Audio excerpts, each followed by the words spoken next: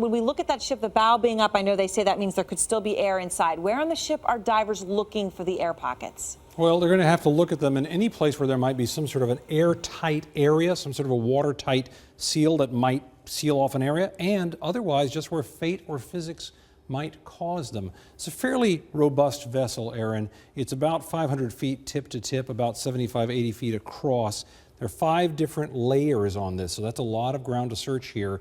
Some of them are for cargo, more for passengers. There were some modifications a little more than a year ago to some of the passenger areas, which seem to have added weight to the ship, so that'll be one of the things they look at as the cause.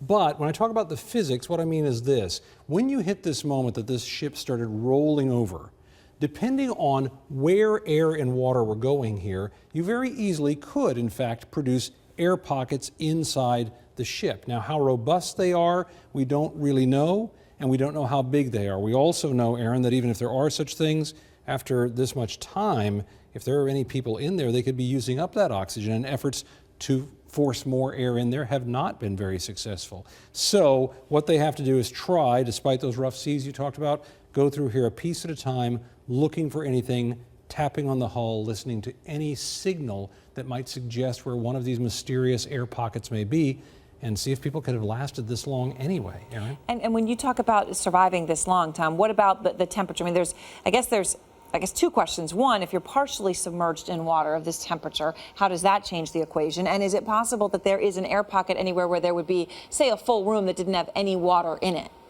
If you're in a room that has air in it and no water in it, the issue truly is, have you been using up the air? There's so many people in there that you cannot use up the air, if there are survivors.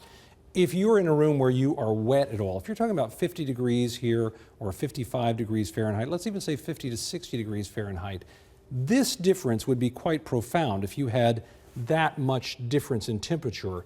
But even at this, your survival rate, where you might be able to go 10 or 12 hours or something like that at this level, if you can conserve as much heat as possible.